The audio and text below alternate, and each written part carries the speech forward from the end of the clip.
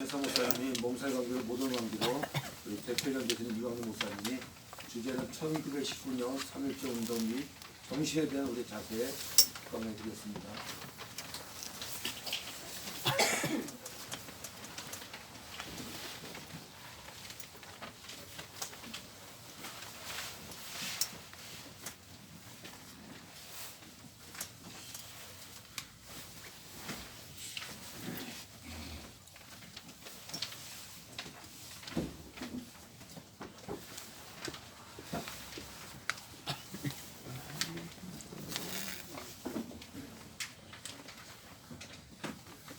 할렐루야. 네. 성경을 먼저 한 곳 공독해 드리겠습니다. 에스겔서 37장 1절.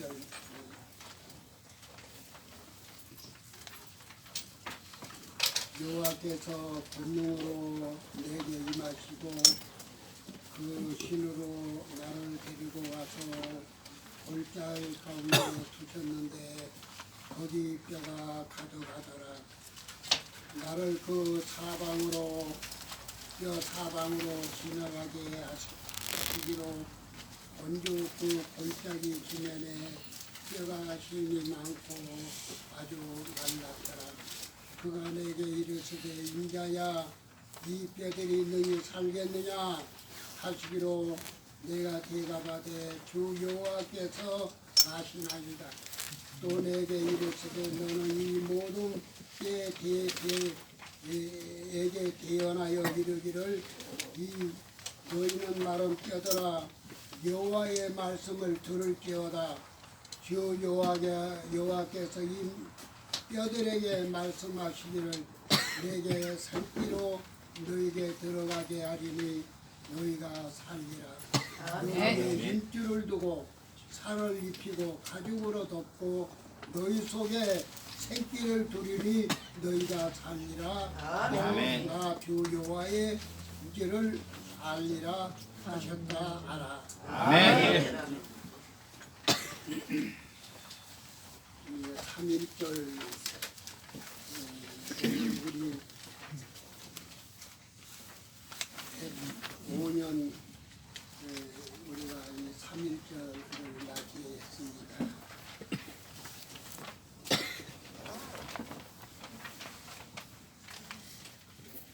저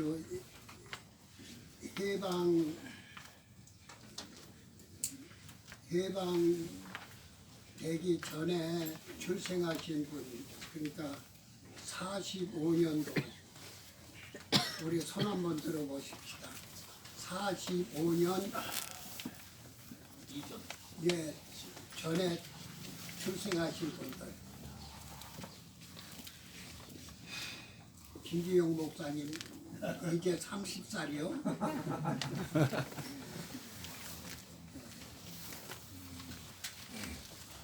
6.25들 다 거치신 분이요.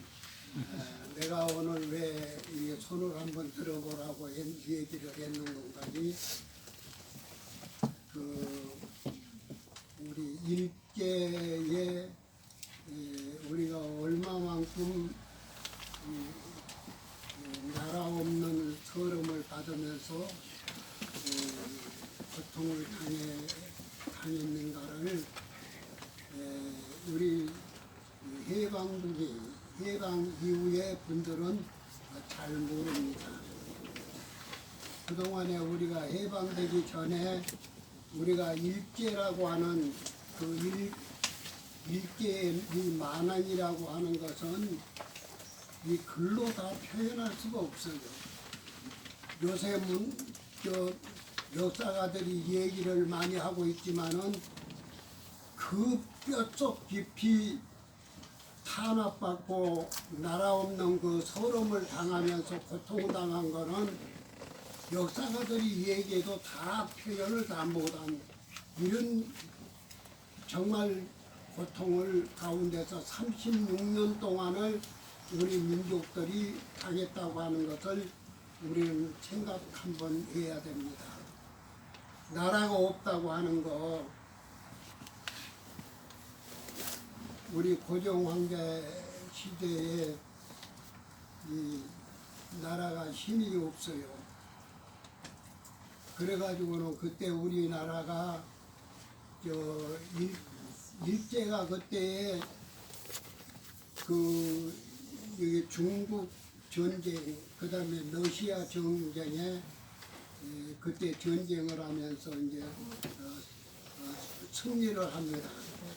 그분들이 일제가 그 전쟁을 하기 위해서 그동안에 수십 년, 수백 년 동안의 무기를 그분들이 만들고 계획을 갖다가 세웠었어요. 그래서 러시아도 전쟁에 그 당시에 패하고 중국도 전쟁에 패해요. 그래갖고 그때의 일본의 기세가 대단했습니다.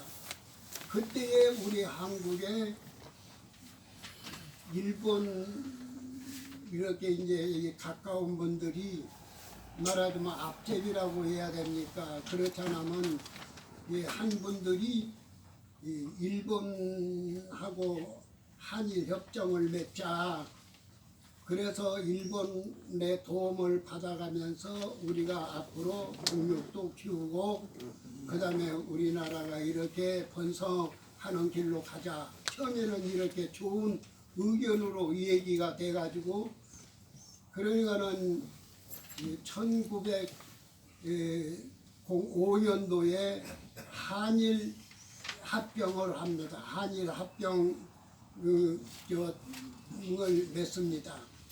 그 다음에 우리나라 한일 합병을 해가지고 그분들이 점차적으로 군사적으로나 경제적으로나 이렇게 영향력 행사를 해가면서 그때에 우리 대신들 말하자면 강요들을 완전히 포섭을해가지고 그때 제2차 연원 맺은 것이 뭐냐고 하면은 한일 합병을 맺습니다.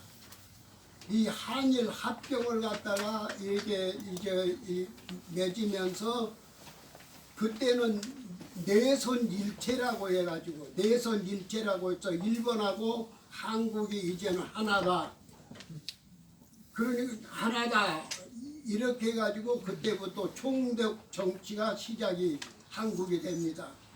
그러면서 이분들이 어떤 일들을 행하기 시작했는 건가니 이 놀라운 이 사건이 그러니까 한일 합병을 하면서부터 이분들이 첫째는 뭐냐면은 한국 사람들의 이름을 쓰지 못하기 시작이 됩니다. 이름을 한국 사람, 당신이 이제는 합병이 돼서 일본 사람에게 흡수가 됐으니 이제부터는 너희들은 한국 사람이 아니고 일본 사람이다. 이래갖고 그때부터 이름을 말하자면 갈도록 일본을 고치도록 그때부터 그분들이 강요하기 시작합니다.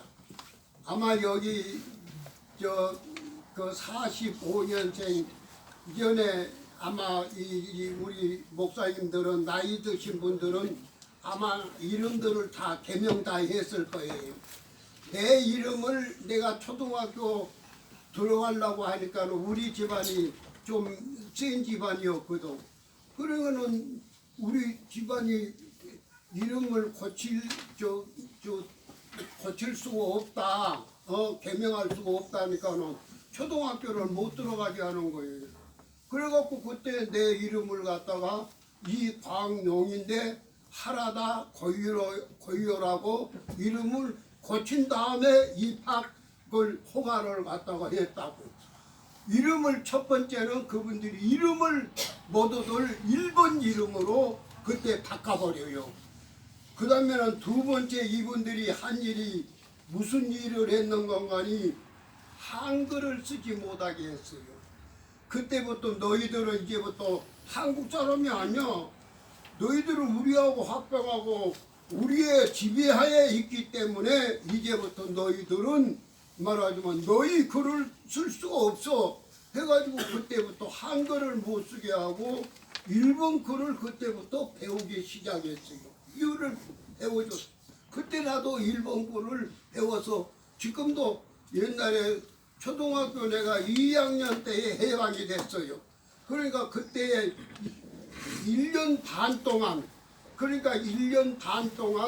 일본어를 그때 공부를 조금 했는데 배웠는데 지금 생각을 안 하니까는 지금 많이 잊어버렸어요. 옛날에 그때는 저 얘기도 좀 하고 했는데 이래가지고는 그때부터 글을 못 배우게 하는 거예요. 그 다음에는 우리 말을 못 쓰게 하는 거예요. 그때부터 일본어로 공통어를 해가지고 그때부터 쓰게 만들기 시작한 거예요. 그 다음에는 세 번째 뭐냐면은 이제부터 일본의 아주 강력적인 엄격한 총독 정치를 하기 시작합니다.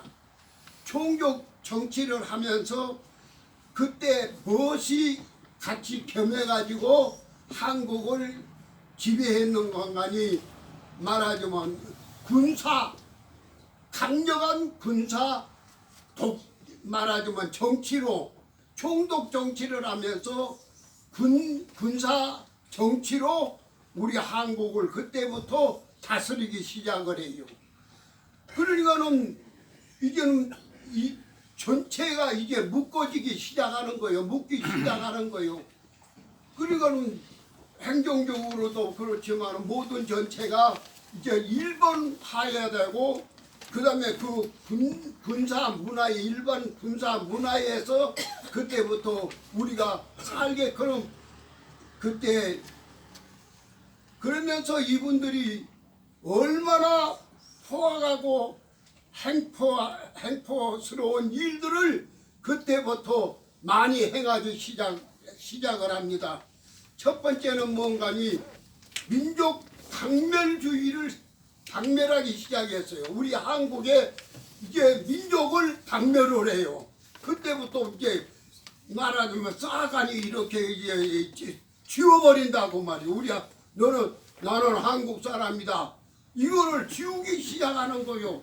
지우기 시작하면서 여러 가지로 사상으로 우리 한국 국민들을 괴롭히기 시작합니다.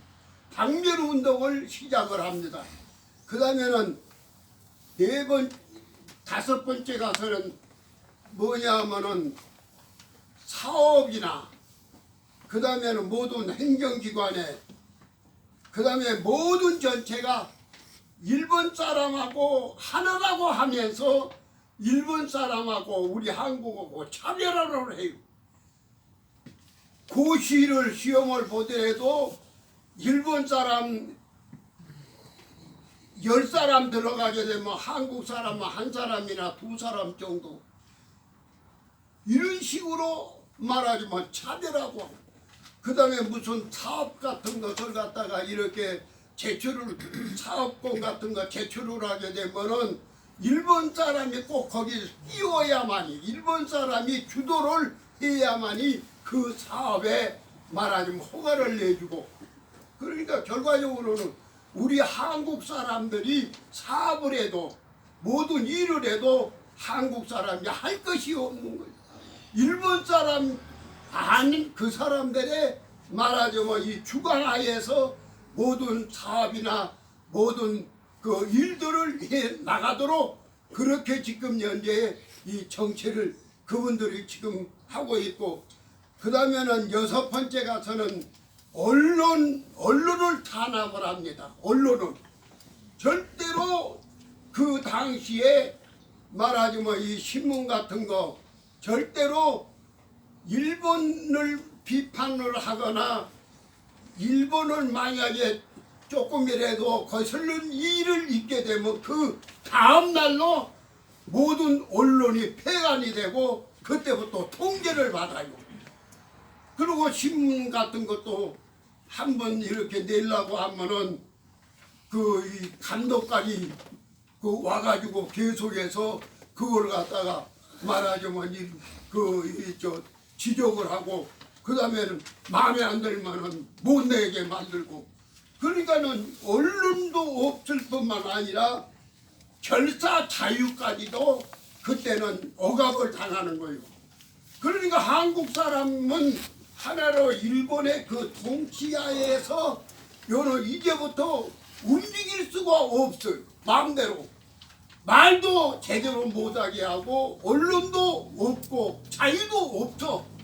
그때부터는 뭐냐면 우리 한국 사람들은 하나의 감옥에 가다 있는 죄수도 이상의 그런 대우를 받기 시작을 해요.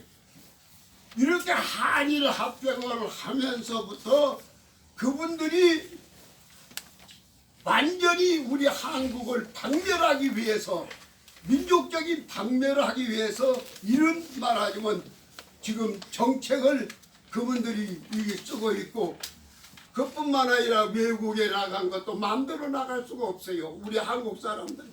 그렇기 때문에 우리 한국 사람들이 독립운동을 하는 분들은 마음대로 이런 허가 내갖고 중국에 간다, 미국에 간다 이렇게 못 가고 대부분들이 밤에 배를 타고 이런 중국에 간다든지 이렇게 해서 망명식으로 그때 말하자면 가는 그런 형체였어요. 자유가 없어요. 이 전체가 이렇게 돼. 그뿐만 아니라 마지막 가서 제일로 문제는 뭐냐고 하면은 땅을 뺏기 시작을 해요. 토지를 뺏기 시작해요. 돈 조금 없는 분들 돈 몇 푼 이렇게 주고, 그 다음에 이자 못 나게 되면 요새 그 이 사채업자들 모양으로 막 올려와가지고 그 못하면 그냥 경찰 시켜가지고 구인들 시켜가지고 그냥 거기서 내어 쫓아요. 쫓아서 어디로 가게 만드냐면 거기서 동네도 못 살게 만들고 그 다음에 만주로 이민을 보내요. 그 당시에 우리 한국에서 토지 뺏기고 만주로 이민 간 사람이 250만이라. 만주로 가면 250만. 종교는 더 말할 것도 없고, 기독교는 하나의 상징으로 놓고 예수 잘 믿으려고 하게 되면 핏바가지 시작. 신사라고 하는 것을 떡하니 만들어 놓고 그 신사에 먼저 가서 절을 하고 그 다음번에 예배를 드려야 되는, 만약에 신사를 반대하거나 하게 되면 그때는 잡혀가가지고 고문당하고, 그 다음에는 심지어는 말이요 목숨같이 이런 일들이 우리 기독교의 선교자도 여러 몇천 명이 될 정도로 이렇게 많은 억압을 당해요. 그런데다가 갑자기 어떤 일이 일어났는가니 웰싱이라고 하는 미국의 대통령이 민족 자결권이라고 하는 그런 것을 발표를 해요. 이것이 뭔가니 1차 세계대전이 끝나면서 1차 세계대전이 끝나면서 월슨 미국의 대통령이 민족 자결주의라고 하는 그것을 발표를 해요. 그것은 뭐냐면 우리나라 같이 이렇게 여러 나라 뺏겨가고 하는 그 나라들은 독립할 수 있다고 하는 그런 말하지만 선언이에요. 그래갖고 그때 우리 한국의 대표로 그때 이준희가 그 분들이 가서 여러 한 사건 같은 거 있지 않습니까? 그때 그 사건이 일어나니까 제일 먼저 들고 일어난 것이 우리 국내가 아니고 일본에서 공부하고 있는 우리 기독교인들 학생들이 독립운동 결사대를 조직해 갖고 일본에서 먼저 독립선언을 낭독을 해요. 독립선언을 한다고 3.1절 들어가기 전에. 그러니까는 그때 그것도 있지만 고종황제가 돌아가셨는데 그때 암살 사건이라고 해서 상당히 지금 그때 국내적으로 어수선을 하고 할 무렵이에요. 그때에 이제는 우리 국민들이 더 이제는 견딜 수가 없다. 그래갖고 일어난 사건이 3.1운동 사건이 있어요. 자유가 아니면 죽음을 달라. 자유가 아니면 내 목숨을 가져가라. 이것이 말하자면 3.1운동의 사건입니다. 이 3.1운동 이 사건이 외형적으로는 천주교나 불교가 합세해가지고 한 것 같이 되어 있지만 합세는 했어요 처음에는. 그러나 조직적으로 우리 한국 교계가 서로같이 공문을 보내고 모두들 이렇게 소통을 하고 해가지고 우리 한국 교계 전체가 주동했던 운동이 3.1운동입니다. 그렇기 때문에 그 당시에 우리 불신자들이 어떻게 생각한 건, 야! 우리 한국을 살릴 수 있고 한국의 빛은 기독교밖에 없다. 이렇게 가지고 그 당시에 엄청난 박해를 받으면서도 핍박을 받으면서도 3.1운동 핍박을 받으면서도 그때에 우리 기독교가 몇 프로 정도 부흥 발전이 했다고 하는 게 5년을 놓고 계산해 보니까는 몇 프로인가니 40% 정도 말하자면 부흥됐다고 하는 그런 그거에 나와요. 그때 불신자들도 불교인들도 기독교가 정말로 우리가 믿을 수 있는 단체다. 그때의 독립선언에 33인 가운데 16명이 우리 목사들이고 우리 장로님들이었지만은 그 외부에 그리고 대부분의 천주교 불교 사람들이 천도교 분교 사람들이 거기 좀 끼워 있지만은 그분들은 하나의 말하자면 이렇게 감초 모양으로 끼워준 거지 실질적으로 앞장서서 목숨 걸고 싸운 사람들은 우리 기독교의 목사들밖에는 없었어요. 그러니까 우리 기독교의 목사들이 그때에 3.1운동도에 선교한 목사님들이 400몇 명 정도의 선교한 사람들이고 그때 잡혀서 감옥에 간 사람들이 8,000명 정도의 감옥에 갔다고 그렇게 얘기를 하고 있어요. 그때는 자유가 아니면 죽음을 달라. 우리 기독교가 한마디로 말해서 우리 한국에 말하자면 빛이었고 그 당시에는 우리 한국에 말하자면 보배였어요. 그 당시에 역사가 쭉 훑어보면 내가 한국 교회사를 전공했기 때문에 계속해서 훑어보면은 그런 결론이 거기 나와 있어요. 그때는 우리 한국 기독교가 말하자면 우리나라의 사상을 지배하는 민족 말하자면 운동의 사상을 지배하는 그런 시대인 것을 우리는 알 수가 있어요. 우리는 기억해야 된다고 생각합니다. 네. 각성해야 된다고 생각합니다. 네. 지금 우리나라가 경제 19개 안에 들어가 있고 군사 6국이고 우리 한국이 잘한다고 하는 한국의 1등이라고 하는 그런 맹림을 얻을 수 있는 얘기들이 한국에 지금 32개가 어느 장로님이 쓴 내용을 보니까 그렇게 나와 있더라. 우리 한국이 머리가 좋고 영리하고 그 다음에 우리 한국이 그만큼 세계에 앞장서서 나갈 수 있는 그런 민족이었다고 하는 거예요. 그분 얘기는 근데 제일로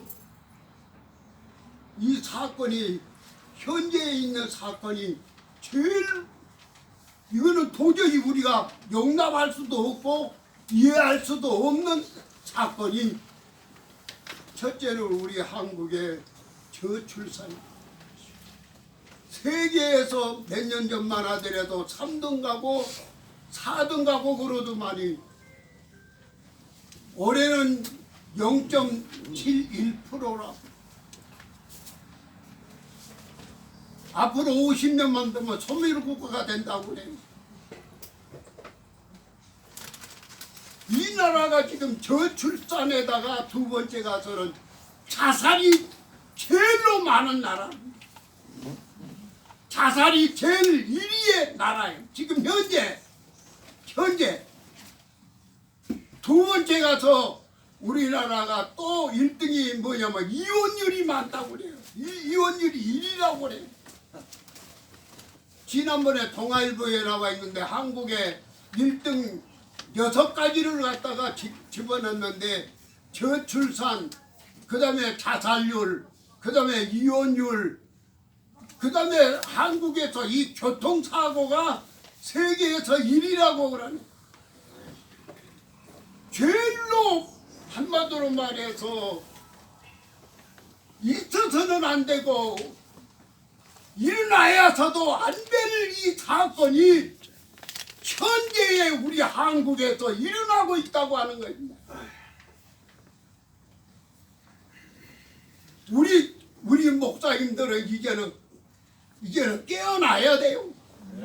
우리 한국의 신학이 지금 변질이 돼가지고 지금 한국 교회가 하나님의 제일주의보다도 물질 만능주의, 인본주의로 점점 말하자면 구렁텅이로 지금 들어가고 있는 이런 한국의 세상적인 말하자면 저출산이니 자살이니 이혼율이니 한마디로 말해서 이런 더럽고 말하기도 싫어온 이런 사건들이 한국에서 지금 현재 세계의 1위라고 하는 누명을 쓰고 있는 이런 현실이야. 우리는 다시 한번 재조명을 해야 된다고. 한국 교계도 조명을 해야지만은 이 정부도 이제는 어떤 정책을 써야 어떻게 내가 나라를 잘 다스려야 내가 이 국민들에게 말하자면 이런 오명을 심어주지 않고 한국에 말하자면 새롭게 빛과 같이 한마디로 말해서 등대와 같이 한국을 갖다가 빛낼 수 있을까 하는 이런 유능한 정치가를 이번에 22회 말하자면 총대 우리 이 총회 국회 선거에서 우리는 분명히 좋은 일꾼을 뽑아야 될 거예요. 서로같이 당략으로 서로같이 쌈박질을 하라고 국회를 갖다가 마비시키고 정말로 국회가 어떤 때는 쌈박질하고 얘들 보기도 부끄러울 정도로 서로같이 국회의원들이 말이요 욕질을 하고 욕질해도 세상에서 보지도 듣지도 못하는 욕들이 요새는 나와요. 국회의원들이 이에 비해서 이래가 앞으로 어디로 갈 것이냐. 이 3.1운동을 통해 가지고 다시 한번 우리 한국에 다시 한번 재조명하는 기회가 됐으면 좋겠습니다. 하나님께서 예수에게 말씀하십니다. 네가 에스겔 골짜기에서 네가 본 것이 뭐냐. 죽은 때와 남은 사체들 살 수 있겠는가? 살 수 있습니다. 여호와의 말씀으로 살 수 있습니다. 여호와의 능력으로 하나님의 능력으로 만일 이 나라가 3.1운동을 통해서 한국의 새로운 말하지만 빛을 보았듯이 하나님의 말씀을 통해서 이 나라가 다시 한번 개혁이 되는 역사가 있기를 정말로 바라면서 오늘 특강을 오늘 이렇게 마치도록 하겠습니다.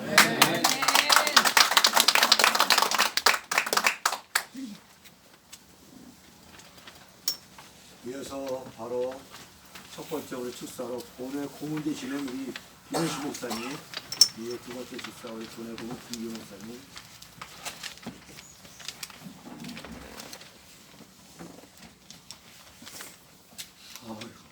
아니 좀 자리가 협소하고 이런 거 먼저 우리 사단법인 만들 때 참석했던 부족한 종이 오늘처럼 부끄러운 그런 날이 오네요. 여러분들과 합심해서 또 우리가 장소를 이렇게 넓히는 기회가 그거 여러분들한테 주문 잡으려는 거 아니에요.